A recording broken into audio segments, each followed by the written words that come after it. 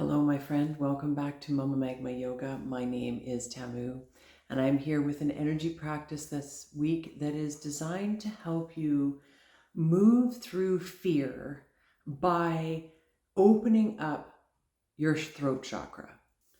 So for this practice, I invite you to come down to a comfortable seat of your choice, sit up nice and tall, roll the shoulders away from the ears, lift up through the crown, see if you can lift up through the sternum, ground down through the back body, allow the shoulder blades to run down the back. Together, let's take a deep breath in.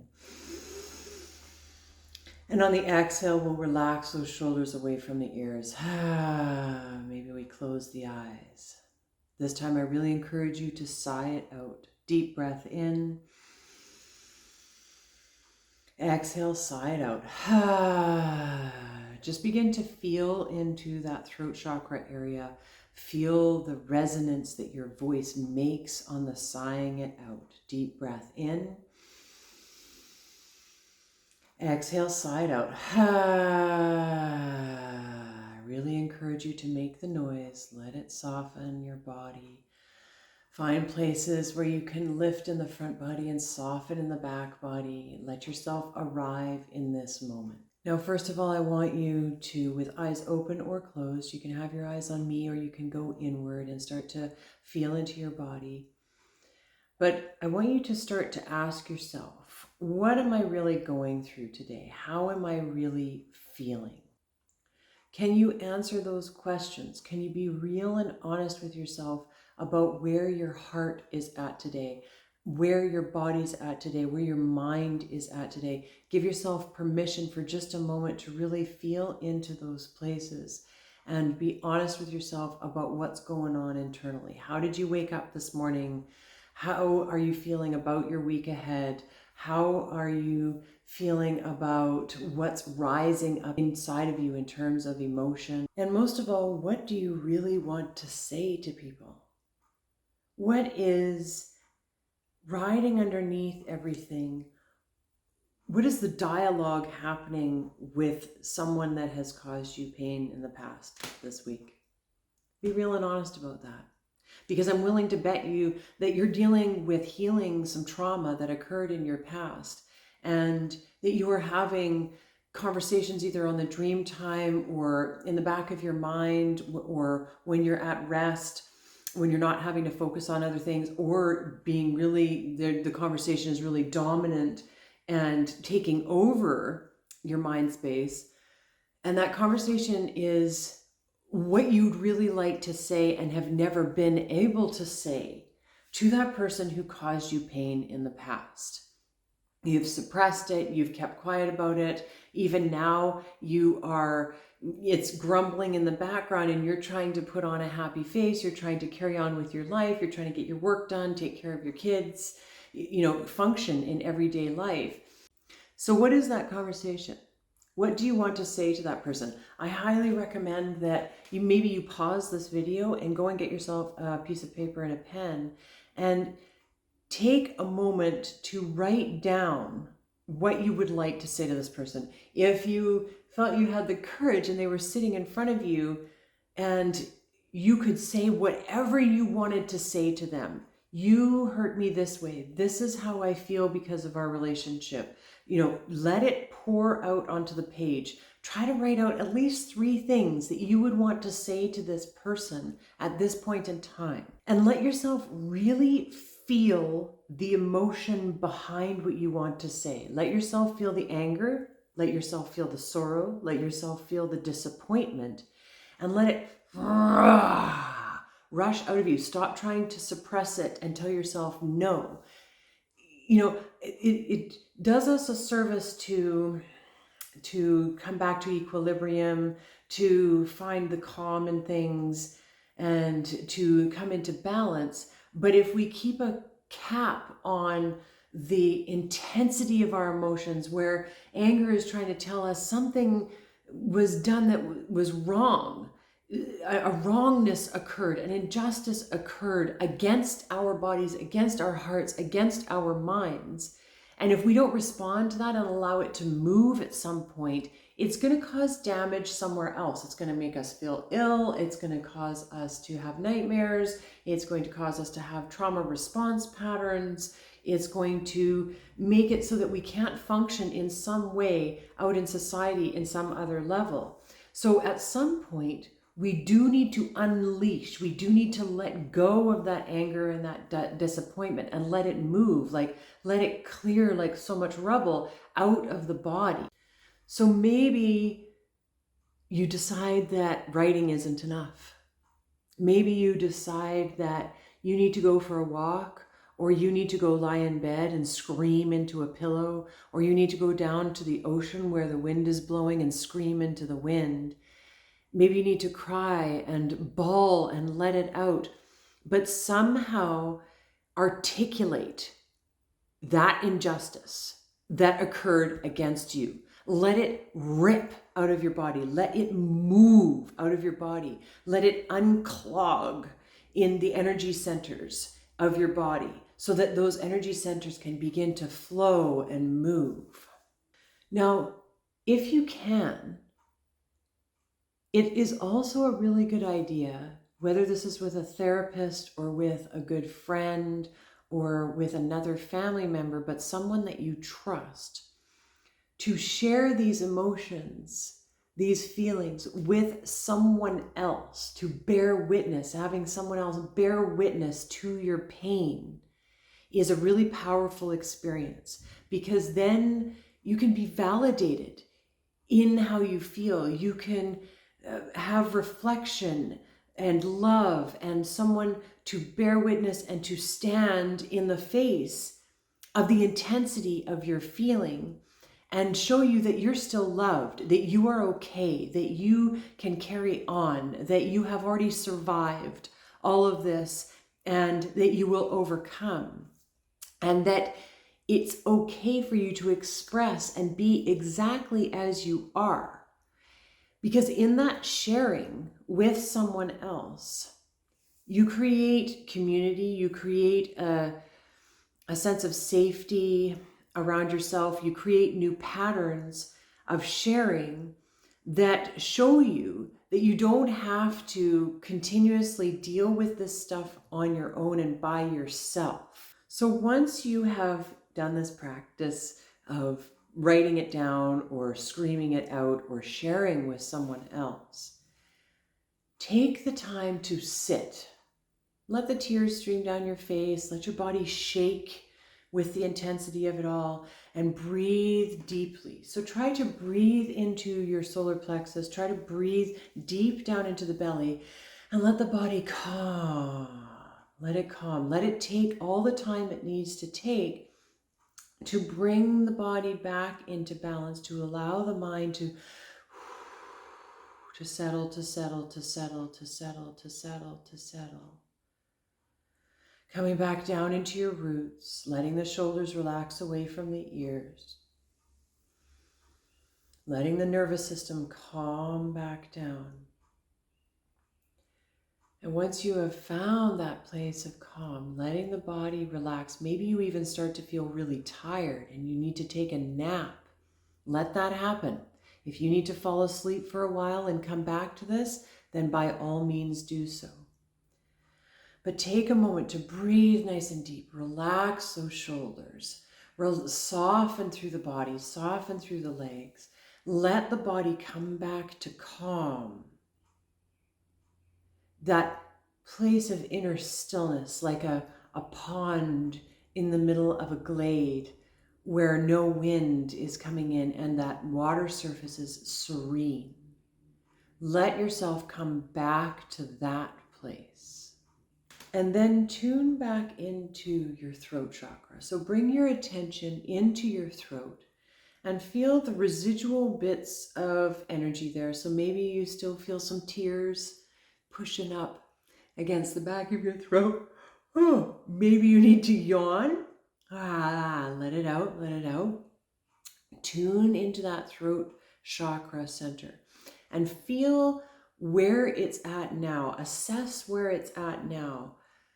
Does it feel like there was rubble cleared? Do you feel like maybe your throat is sore from screaming? Maybe you've had to really vent and let it out.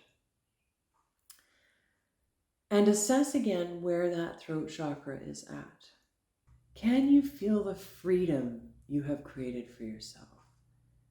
Can you feel the new level of selfdom that you have brought yourself to through that unleashing of that anger, that sorrow, that pain, and sharing it with someone else, or at least getting it down on the page, or screaming it into the wind or into a pillow? But you've released that, and you've come back to this sense of calm. You've tapped into your own inner knowing in a new way. So what do you know right now? Shift the gears. Notice how your body feels a little bit stronger, how you feel a little bit more powerful, how you feel a little bit more grounded into your own being. And you can be in a state of, yes, this is me. Regardless of that situation, regardless of that person, regardless of what I've been told all of my life, I can feel a little bit more of me, my knowing, my groundedness, my sense of connection to myself, my sense of connection to my source and to my bliss, that focus that we can gain that is fluid and never ending, and comes from a place of non-thought, but from ultimate feeling, when we have come in sync with our true self, when we have tapped into universal knowing, our source knowing. And there's that sense of rightness that occurs when we've totally tapped in. So in other words, that sense of rightness where we understand that no matter what anybody else in the world thinks, we are okay with ourselves. We are on the right path. We will navigate, we'll move through this life, we'll put one foot in front of the other, without having to question ourselves, without having to doubt ourselves, without having to ask permission to even be alive or to exist on this planet. So now I encourage you to take that same notebook or that same strategy of talking to someone that you trust, or going down to the water and talking to the wind, but explore what you know now. What was your truth that came up after you vented the anger, after you vented the trauma, after you let yourself really feel and move the injustice that occurred against you, that made you feel suppressed and angry and distorted? And now that you've moved it and you've come back to that place of calm within yourself, that calm, serene pond in that glade with maybe this moon shining down and reflecting off that water, what do you know now about yourself, about the world, about your path? What do you know about what's left to heal? What do you know about today and the next steps you need to take? Do you need to sleep? Do you need to take a shower? Do you need to go for a walk? Do you need to continue to spend time with that good friend? What do you know about your path and your job, your current job situation, your current relationship situation? Did you learn anything new about those scenarios, about those realities of your life? That doesn't mean that anything needs to change necessarily. It just means that you have a new perspective. Maybe there's a blossoming of knowing that you need to be more creative, or that you need to share more with your partner, or that you need to shift things a little bit in your job situation in order to be in alignment with that inner knowing about who you are underneath that trauma, that had occurred, that blossoming, that strength that you actually are, that you weren't able to access because you were constantly having to deal with this inner fight, this inner suppression, this inner fear that kept you trapped in a state, in your current situation, in a place of feeling ill at ease, of feeling off, slightly off from your centered self. So I invite you to write down at least 3 things. Again, 3 things, because that helps, that number definitely helps to cement things, and it's an easy one for us to tap into and to, we tend to think in 3s. So if there's more, that's awesome. But at least 3 things that you learned about yourself through this process. And once you have completed that little list of things that you now know about yourself from this process, I want you to remember that healing is cyclical. It is spiral. That you're not going to be totally done with the healing process to do with this particular trauma that you're dealing with right now, that you're moving. But that releasing through the throat and learning to express will help you in the future. So the next time this comes around, the next time that something comes up, allowing yourself to express it, to move it in one way or another, will help to clear the energy. And you'll remember that going forward. And you'll be able to tap into your own inner knowing that much easier, because you know the process of allowing the throat chakra to open up, the throat center. You don't suppress yourself here anymore. Don't tell yourself, no, I shouldn't say that. Don't tell yourself, no, that's wrong. We're learning to move those energies in a safe, contained, or not contained, but a safe way, so that we can come to the knowing that is underneath, that wants to rise up from the lower chakras and inform us about our way forward. So in this moment, celebrate yourself. Celebrate the healing that is taking place. Celebrate this moment of knowing.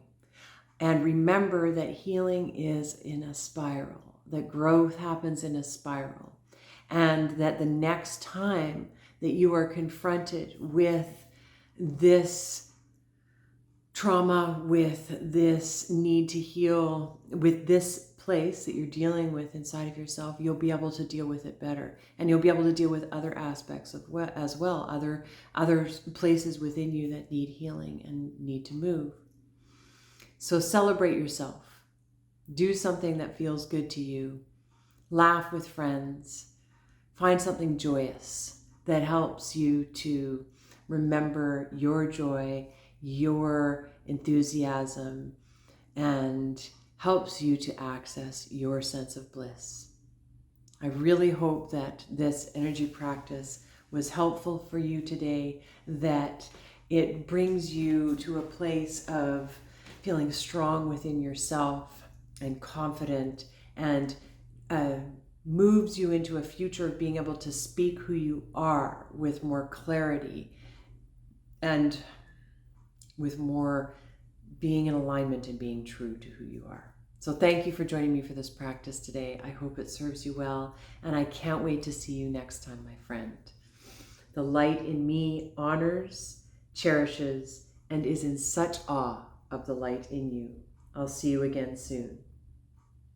Please don't forget to like this video and to subscribe to my channel for more of this kind of content. Take care.